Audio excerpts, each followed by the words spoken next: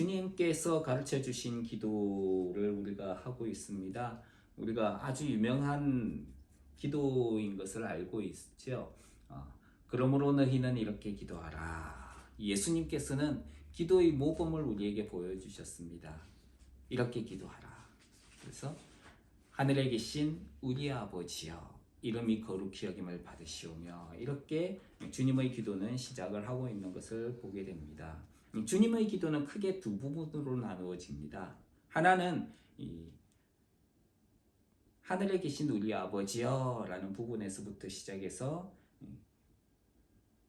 이름이 거룩히 여김을 받으시오며 나라의 임하옵시며 뜻이 하늘에서 이룬 것 같이 땅에서도 이루어지이다. 여기까지가 첫 번째 부분이에요. 하나님을 향한 하늘의 뜻에, 하늘나라에 대한 이야기가 첫 번째 부분입니다. 그래서 거기에서는 하나님의 이름이 거룩히 여김을 받기를 원한다는 첫 번째, 두 번째는 하나님의 나라에 대한 이야기, 그리고 세 번째는 하나님의 뜻에 대한 이야기가 들어있는 것을 보게 됩니다. 그래서 첫 번째 부분은 이 세 가지에 집중을 하게 됩니다. 하나님의 이름, 그리고 나라, 그리고 하나님의 뜻. 두 번째 부분은 이제 우리의 일상생활과 관련이 되어 있죠. 그래서 일용할 양식에 대한 부분, 그리고 죄에 대한 부분, 우리가 누군가의 죄를 사하여 주듯이 하나님도 우리의 죄를 사하여 주셨습니다. 이건 관계에 대한 부분이죠. 사람과 사람 사이의 관계에 대한 부분. 하나님으로부터 이런 은혜를 받았으면 우리가 당연히 이렇게 하는 것이 마땅하다는 것이죠. 그리고 세 번째는 악에 빠지지 않고 유혹에 들지 않기를 간구하는 기도입니다.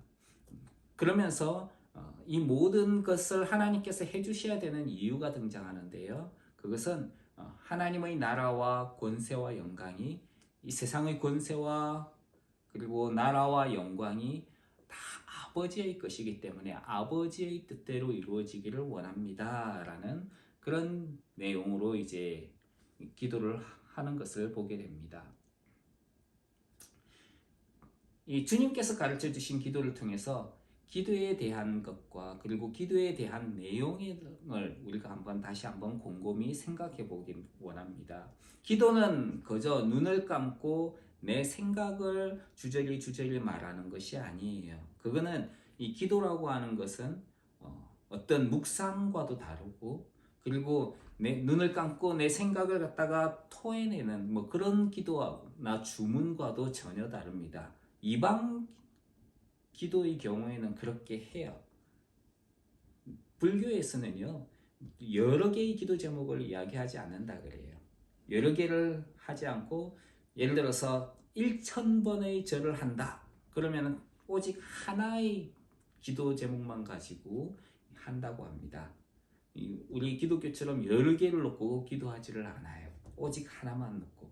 그런데 그 사람들이 기도하는 것을 보면은 우리 기독교인들이 배워야 될 것, 기도의 내용, 기도의 자세에 대해서 생각하게 될 것이 있어요. 그것은 우리가 기도를 한다고 하면서 우리는 보통 내 욕심을 가지고 기도하는 경우가 많이 있습니다. 하나님의 뜻이 이루어지기보다는 내 욕심, 내 생각을 가지고 기도하는 경우가 많다는 거예요. 우리는 그런 것들을 내려놓아야 되는 경우가 많이 있습니다. 주님은 사람에게 보이려고 회당과 큰 거리 어귀에서 기도하는 것과 같이 하지 말라라고 이야기를 하셨죠. 어떤 사람을 의식하면서 기도하는 것들이 있다는 것이죠.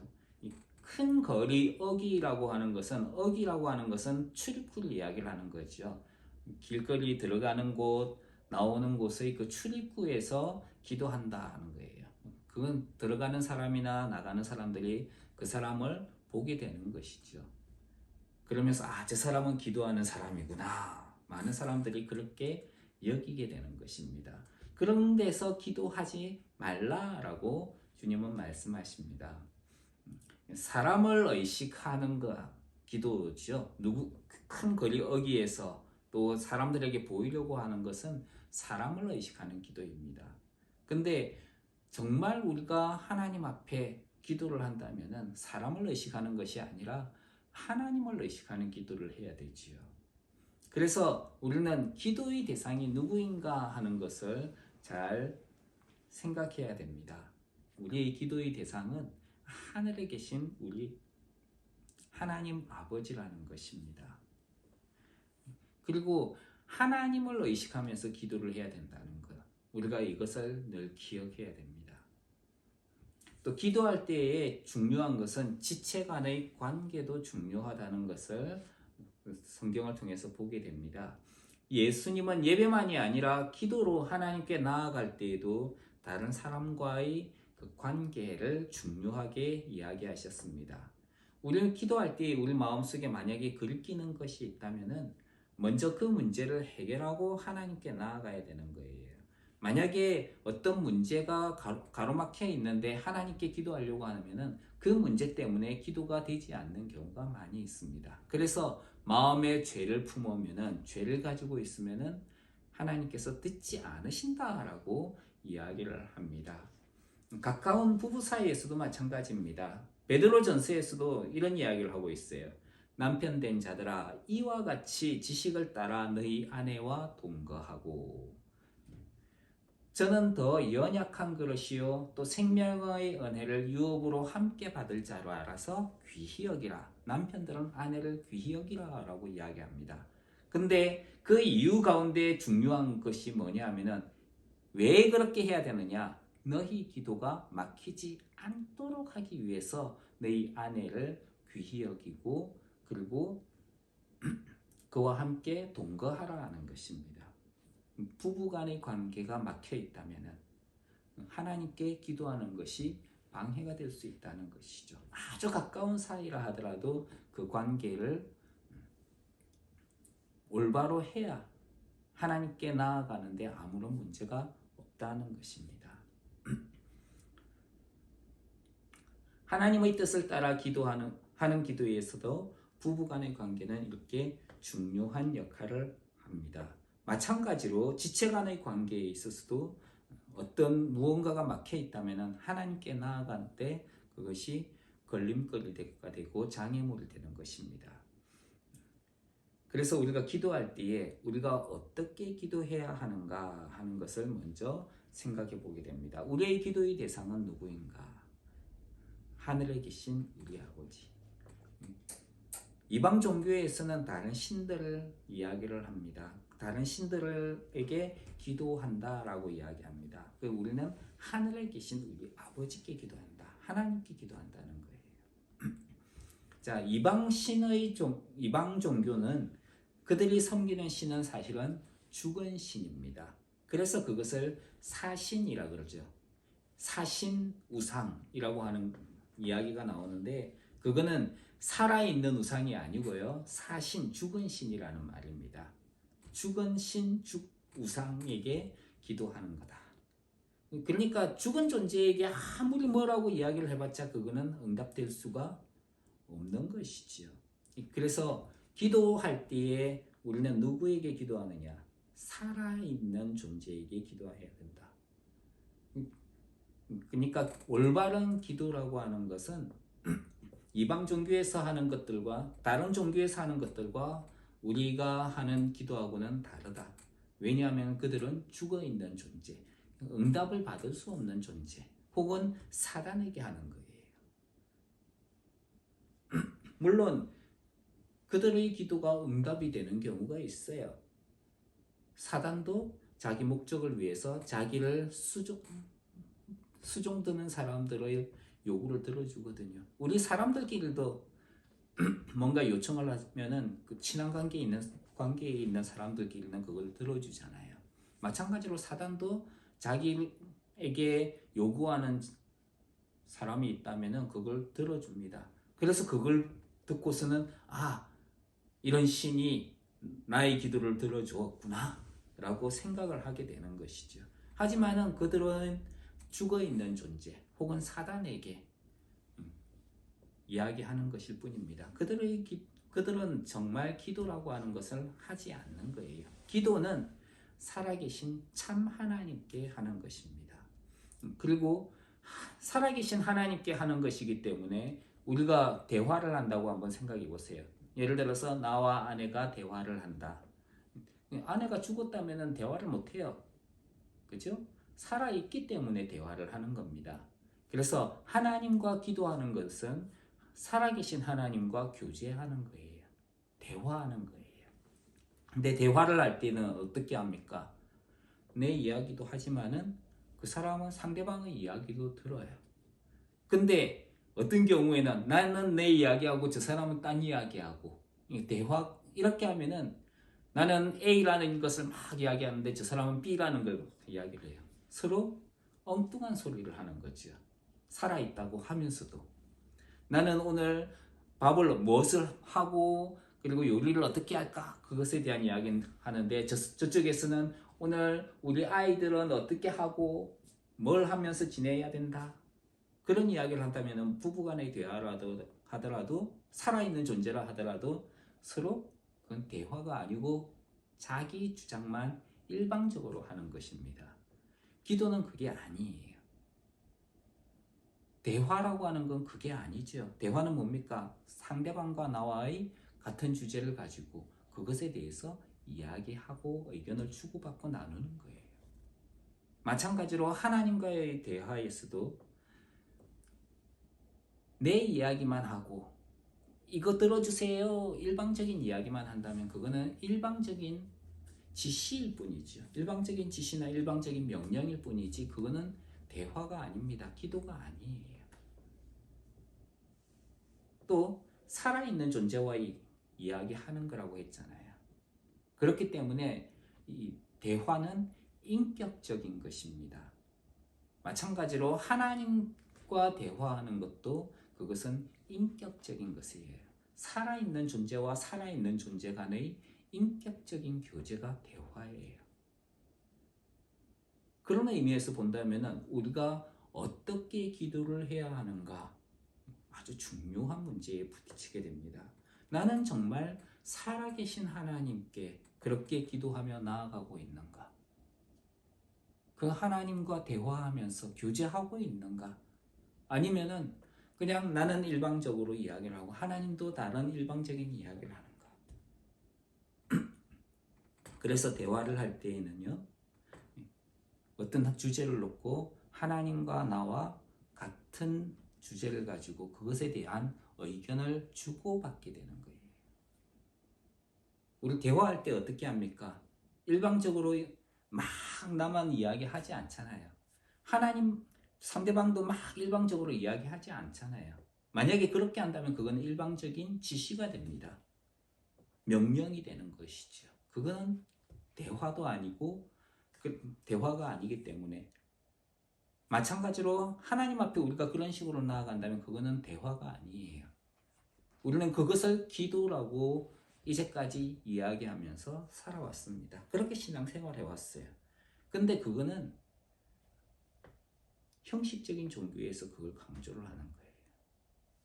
우리는 이야기를 할 때도 있고 들을 때도 있는 거예요.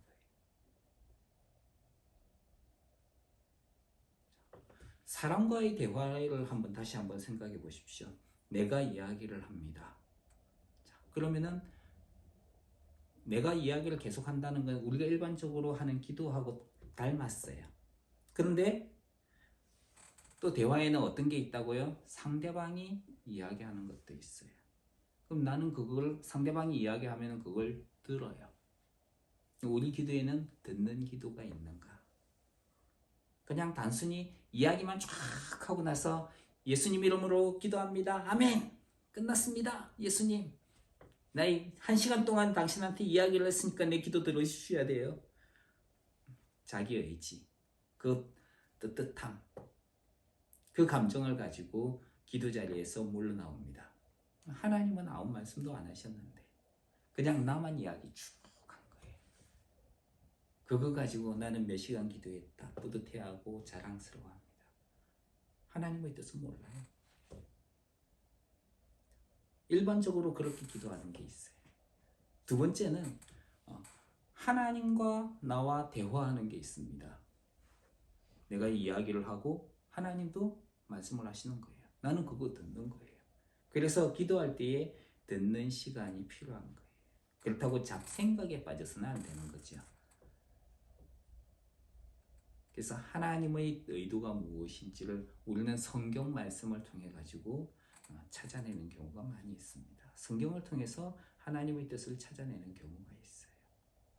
또 세 번째는 내가 하나님 앞에 그렇게 일방적으로 기도를 한다고 했었잖아요. 마찬가지로 하나님이 일방적으로 말씀하시는 걸 내가 듣는 것도 필요합니다. 그렇게 본다면 기도의 유형은 한 세 가지 정도가 되겠죠. 내가 이야기하는 것, 하나님께. 또 하나는 하나님과 내가 번갈아 가면서 이야기를 주고받는 것. 또 하나는 하나님께서 나에게 일방적으로 말씀하시는 것을 듣는 것. 이런 세 가지 유형이 있는 것을 알 수 있습니다. 근데 진정 대화는 뭐라고요? 주고받는 것이라 그렇죠. 인격과 인격. 나와 하나님의 인격이 서로 교제를 하는 거예요. 심지어 그런 교제가 깊어지게 되면은 오히려 하나님의 말씀을 듣는 것이 더 편해질 때가 있어요. 어떤 유형이든지 상관은 없습니다. 그런데 우리가 주님과의 대화에 좀 더 집중하고 기도에 깊어지기 위해서는 하나님의 음성을 듣는 시간을 우리는 가져야 되는 거예요. 내 이야기만 일방적으로 막 하고 예수님의 이름으로 기도합니다. 아멘. 이젠 끝났습니다. 주님 가보셔도 됩니다. 저도 일하러 가야 돼요. 그렇게 하고 물러서는 것은 기도가 아니고 대화도 아니고 그에는 교제가 없다는 거예요. 그렇기 때문에 우리가 기도하는 것은 인격적인 하나님과 나와의 인격적인 대화다. 그리고 우리가 상대방에게 기도할 때에 막 내 이야기만 하는 것이 아니라 상대방의 이야기, 의견도 수용을 하면서 듣게 됩니다. 그렇죠? 내 주장만 막 일방적으로 하는 것이 아니라 내 이야기도 하지만은 상대방의 이야기도 수용을 하면서 들어요. 그러면서 의견을 조율하고 또 조정하고 그렇게 해서 상대방의 뜻을 좀 상대방이 원하는 대로 하려고 해요. 어떤 경우에는 내가 원하는 대로 일방적으로 끊는 경우도 있지만 하나님과 나와의 위치에서는 하나님의 뜻을 더 존중해야 됩니다. 내 뜻이 아니라. 그렇기 때문에 기도는 살아계신 하나님과 나와 인격적인 대화이면서 인격적인 교제이면서 그것이 하나님의 뜻에 더 집중되도록 맞추는 거예요. 그게 기도입니다. 그게 하나님과의 교제이고 대화예요. 그 관계가 점점 더 깊어지게 된다면 하나님을 더 존중하면서 더 깊은 관계에 간다면 우리는 하나님 닮은 사람으로 점점 더 변화하게 되는 것입니다. 그래서 우리는 살아계신 하나님과 교제하는 것이 중요하다는 거예요. 그래서 주님께서 가르쳐 주신 기도에서 제일 먼저 언급되는 것은 하늘에 계신 우리 아버지라는 거예요. 우리 기도의 대상이 되는 부분이죠. 이걸 러시아어로 뭐라 그러죠? 오치나시 수시나니베사. 하늘에 계신 우리 아버지. 우리 영인이가 그걸 갖다가 러시아어로 외우고 있어서 물어봤습니다. 이게 인격적인 하나님, 우리 기도의 대상이 바로 하늘에 계신 우리 아버지다 하는 거예요. 하늘에 계신이라는 말에서 하나님은 하늘에 계신 분이구나. 우리가 기도하는 대상이 하나님인데 그 하나님은 하늘에 계신 분이다 하는 것을 알 수 있습니다. 하늘 왜 하늘이라고 이야기를 했을까? 나의 옆에 계신 하나님 이렇게 하지도 않고 하늘에 계신 하나님 이렇게 이야기를 했을까? 하늘이라는 말은 땅을 뒤덮고 있는 존재지요. 그래서 하늘은 땅보다 더 높은 곳에 있습니다. 그래서 땅에 있는 모든 것보다 더 높고 뛰어나다는 것을 말할 때에 하늘이라고 이야기를 합니다. 하늘은 아무래도 땅에 있는 것보다 더 높으니까요. 그래서 땅에 있는 존재보다 하늘에 있는 존재 하게 되면은 훨씬 더 높고 뛰어난 존재를 의미를 하게 됩니다. 세상의 어떤 것들보다 더 높고 위대한 존재라는 것이지요. 또 하늘에 계신 하게 되면은 우리가 땅에 있을 때 바라보는 것들은 뭐예요? 육적인 것들이에요. 세상적인 것들입니다. 그런데 하늘에 계신 하게 되면은 이거는 세상과는 구별되어진 영적인 것을 의미를 합니다. 그래서 영적인 그 존재는 세상보다 훨씬 더 뛰어난 것을 가리키는 경우가 많이 있습니다. 고대 이스라엘 백성들은 이 하늘에 대해 가지고 하나님께서 계신 곳이라고 여겨서 가볍게 생각하지 않았어요. 그래서 하늘에 대해서 위대한 마음을 가지고 있었습니다. 위엄을 갖춘 존재가 있기 때문에 하늘은 위대한 곳이다. 그래서 복수형의 형태로 지칭을 했었어요. 그냥 우리는 하늘이 아니고 하늘들 이런 식으로 표현을 하는 거예요.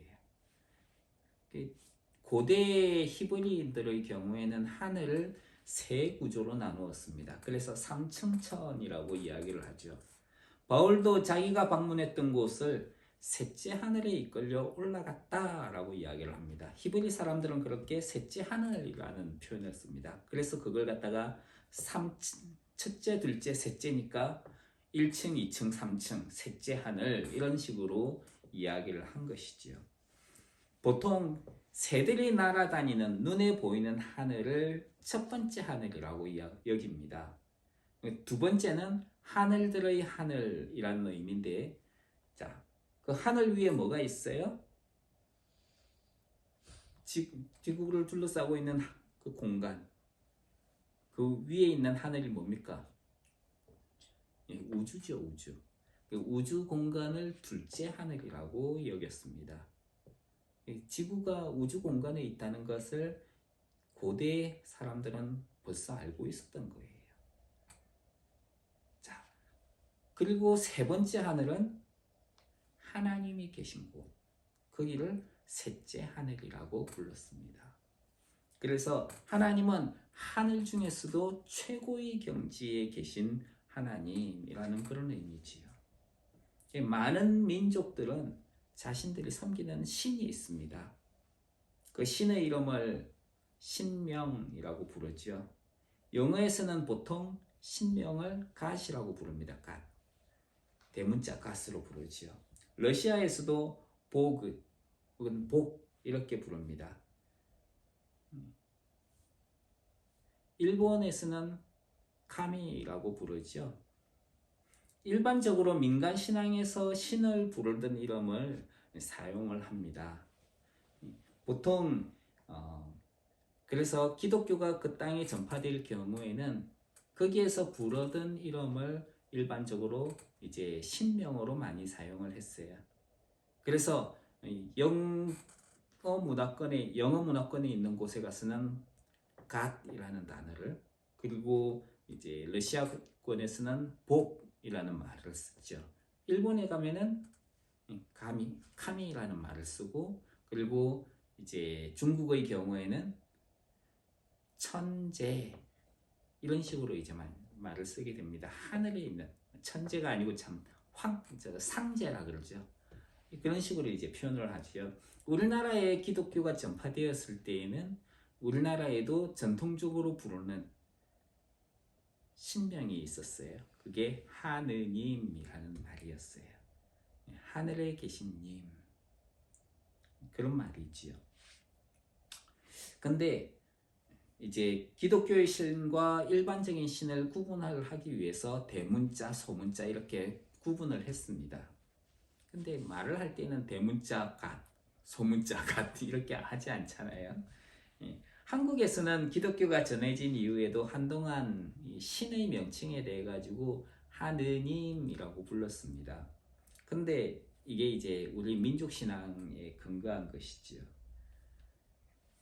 이 카톨릭 같은 경우에는 여전히 하느님 이렇게 부릅니다. 하늘에 계신 님이라는 말에서 하늘 플러스 님이라는 말이죠.